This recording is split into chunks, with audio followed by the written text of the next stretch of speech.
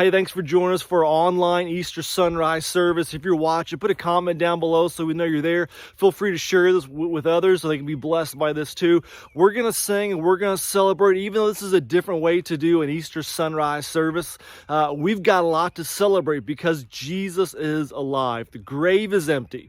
The cross was enough, and our God lives. And because he lives, that means he can turn graves into gardens. He can take what seemed like an ending, and he can bring good out of it.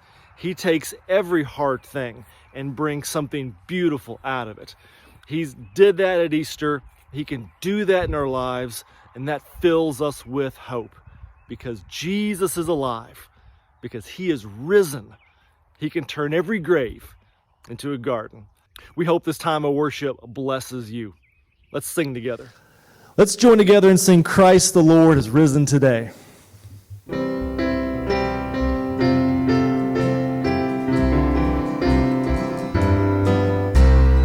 Christ the Lord is risen today. Hallelujah.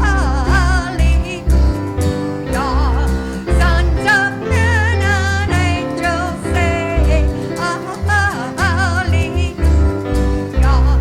Raise your joys and triumphs high. Hallelujah. Singing on an earthly flight. Hallelujah. Lives again our glorious King. Hallelujah. Where, O death, is now thy sting? Hallelujah.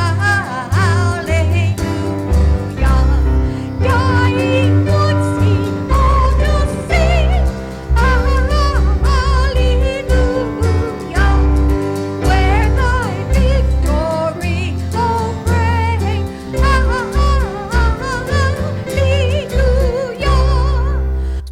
Soar we now where Christ has led. Hallelujah. Following our exalted head. Hallelujah. Made like him, like when we rise. Hallelujah. Ours across the graveless skies. Hallelujah. Let's sing Morning Has Broken.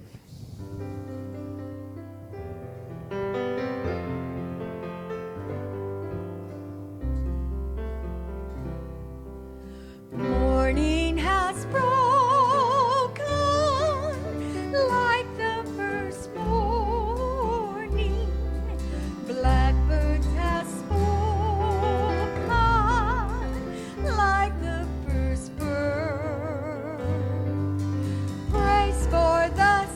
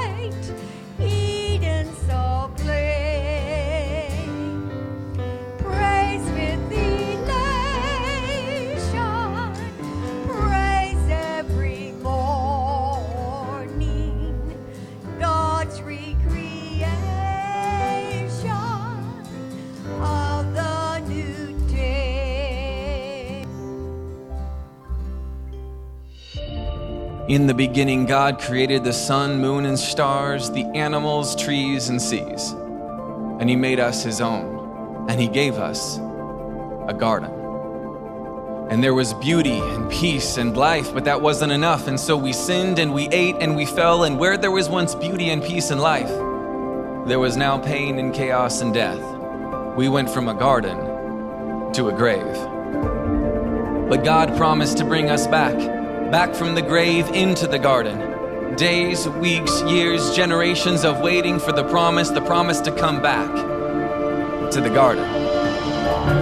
For God so loved the world that he sent Jesus, friend of sinners, man of sorrows, Lord of glory and light of the world, rejected, refused, condemned, and crucified, buried in a borrowed tomb, forsaken and forgotten. But 3 days later, he stepped out of his grave and into a garden. And the same will be true of all who trust him. Where there is pain and chaos and death, there will be beauty and peace and life. Because Jesus is alive, so is hope. So is grace, so is salvation, so is transformation. Because Jesus is alive, we can step out of the grave and into the garden.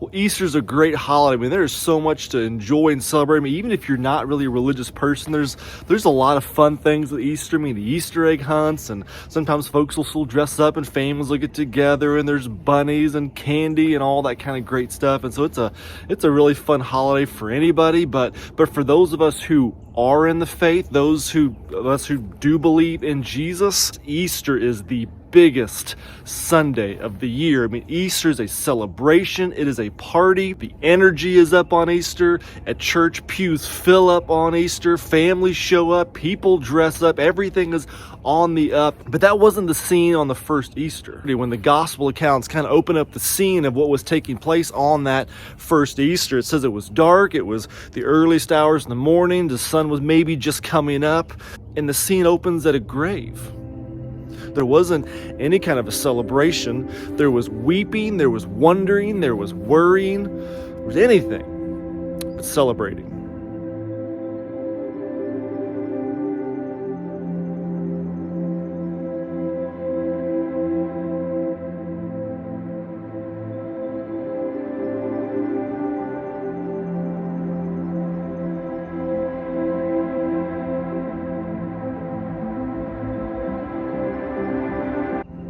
In John's gospel, over in chapter 20, he kind of sets the scene this way. He tells us very early in the morning on that first Easter, Mary Magdalene goes to the tomb. Now, that doesn't mean Mary Magdalene was the only woman at the tomb. Other gospels tell us there were other ladies there, but John just wants you to think about her for a moment. And John says when Mary gets to the tomb, she sees that the stone has been rolled away. I can't even begin to imagine what kind of emotions or thoughts are going through her mind. And so John tells us that Mary immediately runs back to the city to get Peter and John. And Peter and John make their way to the tomb. They ran there. John gets there first. Peter goes in the tomb first. And when they walk in the tomb, they see the linens that were wrapped around Jesus' body. They're there. And the cloths that would have been wrapped around his head is also folded right there on the bench where his body would have been laid. And after that, it says they didn't know what to make of this. Peter and John weren't thinking resurrection. And after they see this, they just go back to the place where they were staying. But John tells us Mary stays. She stays at the tomb, and she sits, and she weeps. There wasn't much of a celebration that first Easter morning. That first sunrise wasn't met with songs of morning has broken and Christ arose. It was Mary by herself, weeping at a grave. I mean, from Mary's perspective, nothing has gone the way it's supposed to have gone. And sometimes, doesn't life feel that way? Like nothing is going the way it's supposed to go? I was out to eat recently, and there's a family at the table next to me, and apparently they've waited a long time for their food, and they were pretty mad, and they finally said, "Just give it to me to go," and they were kind of huffing and puffing. You know, as you are when you're at a restaurant, it just takes forever. And the woman said, "It shouldn't take this long. You could have fixed this meal 5 times over for as long as it took you to get it out to us." And she was pretty frustrated, and I can understand that. I mean, that wasn't how her dining experience was supposed to go. And so often that's the way it goes, isn't it? You get a vision for maybe how things are going to go, how your life is going to go, how the future is going to go, even just how the week ahead is going to go. And it usually doesn't always go according to plan. And sometimes things just go wrong. And you're just left thinking, feeling, maybe even saying those words, none of this was supposed to be this way. Nothing is going the way it's supposed to go. I know we've said that when we've spent maybe all day cleaning the house, and maybe within a matter of hours we turn around and there's toys everywhere and it's trash, and we tell the kids it's not supposed to be this way. Your toys have a place where they're supposed to go. It shouldn't be like this. We have those moments at work too where the equipment breaks down, someone doesn't show up, a proposal falls through, a client backs out, things just don't go the way they were supposed to go. The week doesn't go the way it was supposed to go. Maybe a lot of us have felt that way this past year too. With all that we've been through and all the changes and the frustrations and the disruptions, a lot of us have maybe said or thought that kind of phrase, none of this was supposed to be this way. Maybe you have those dynamics in your family too. You have a vision and a hope and the way you want to see your family go and life be for your family, and people make different choices.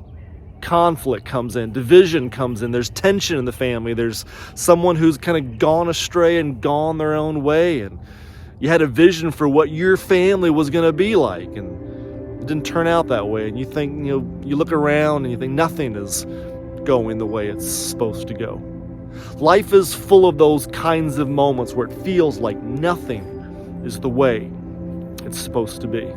Mary Magdalene was feeling that. She was in one of those moments.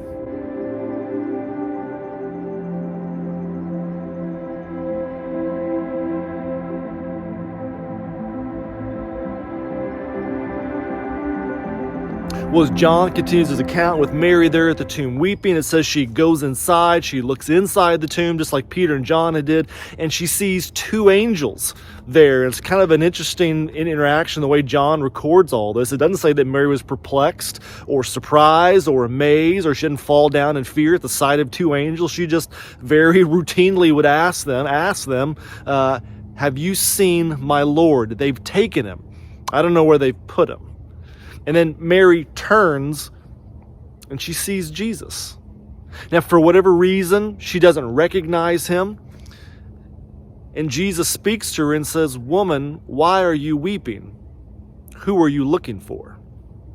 At this point, she's still not thinking resurrection. That is not within the realm of possibility for her at this point.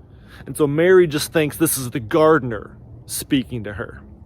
And she says to him, "Sir, if you have carried him away, tell me where you have put him, and I will go and get him."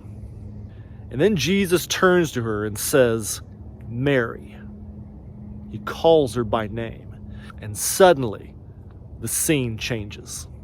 The story no longer seems like an ending. Mary at the grave is going to experience a new beginning. Jesus is going to turn this grave into a garden.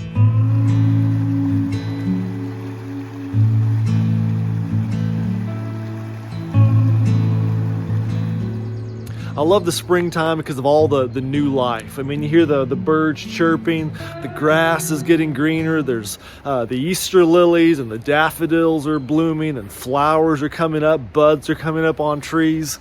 As you come through the winter months where everything is just kind of barren and cold and it seems like everything is just dead, you get to spring and there's new life. There's something springing forth out of the old. And that's what was taking place on that first Easter. That's what was taking place for Mary Magdalene. Something new was springing forth with the resurrection.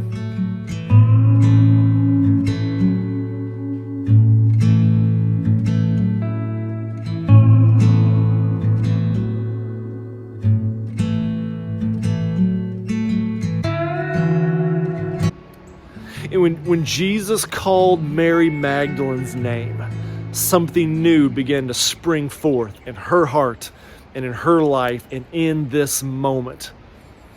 Mary turns to Jesus and says, "Teacher." And Jesus says a couple things to her, and he says, "Don't hold on to me. My time has not yet come," which probably gives the idea that she probably sees him and just runs and gives him this huge hug, and she's probably just grabbing a hold of him. She's lost him once. She's not going to lose him again, and she's holding on to him. And then Jesus says, "I need you to go and tell my disciples that I'm alive." And Mary runs back to Peter and John, the others, and she says, "I've seen the Lord." And she tells him all that he told her, which means she didn't just see a body. She saw him alive. She talked to him. Resurrection is becoming a reality. And as the resurrection reality begins to sink in, something new begins to spring forth in Mary's life and soon for all the disciples. You know, when you're in one of those nothing is going the way it's supposed to go kind of moments, you can really look at that or handle that in really one of two ways. You can either, one, you can feel buried, or you can feel planted. When it seems like you're just buried by the circumstances, buried by your problems, your sins, your struggle, the complicated family dynamics, the impossible situations at work, the challenges that you're dealing with, you can just feel buried by it all and completely overwhelmed, like there's no hope. This has come to an end. The best thing I can do maybe is just to find a way to move on, move past this, just call it, it's over. You can feel buried, you can give up, or you can feel like you're being planted, like something new now has the possibility of springing forth. You can face those difficult circumstances, same hard situations, same hard realities, but you face them with hope because you know there's always the chance for something new to spring forth, for new life to come and rush in and spring forth from the old. And the reason why we can look at hard circumstances and think new life can spring from this, there's still hope in the middle of all this, that this is not an ending, this can be a new beginning. The reason why we can think that way and look at circumstances that way is because of the resurrection, because Jesus walked out of that grave, because Jesus is alive.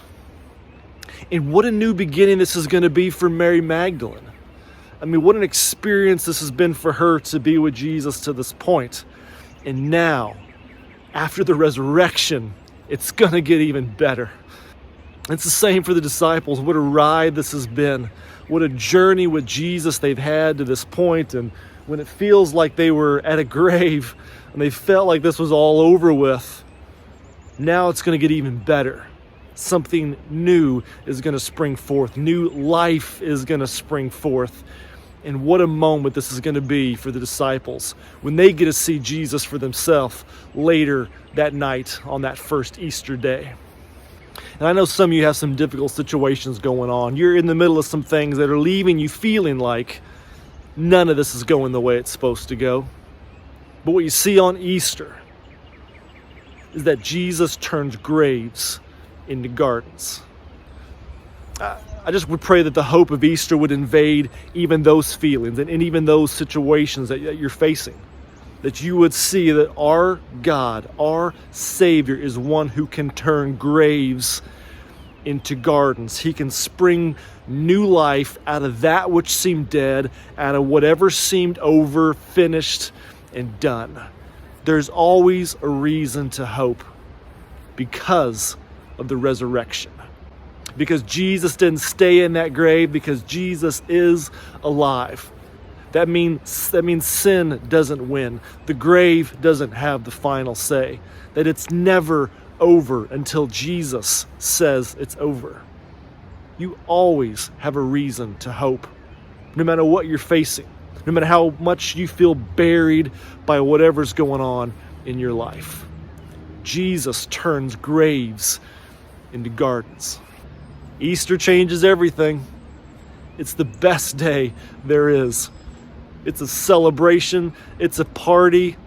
Mary Magdalene understands that by the time John's story finishes, and the disciples will too soon. I pray that you would know that same hope that comes in a resurrected Jesus. May you know him. May you see him. May you experience new life and new beginnings that can only come from him. You turn mourning to dancing.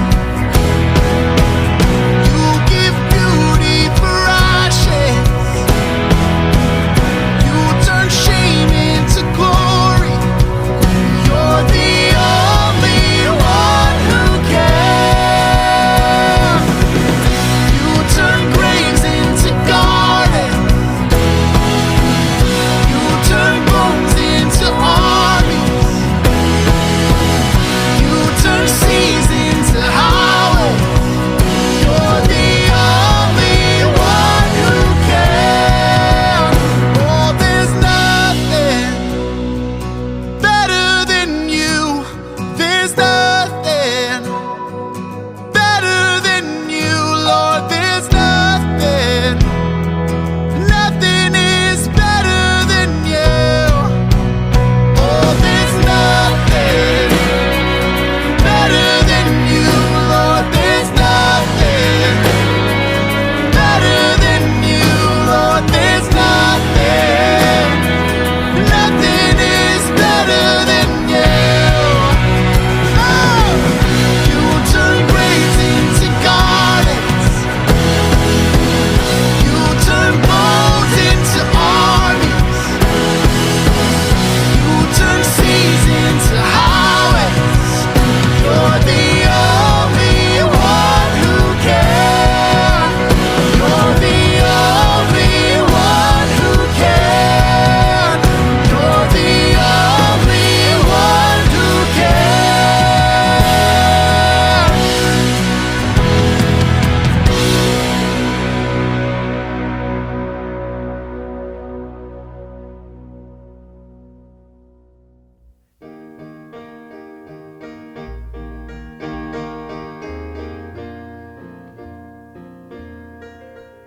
Hear the bells ringing, they're singing that we can be born again. Hear the bells ringing, they're singing Christ is risen from the dead. The angel up on the tombstone said he is risen just as he said. Quickly now, go tell his disciples that Jesus Christ is no longer dead. Joy to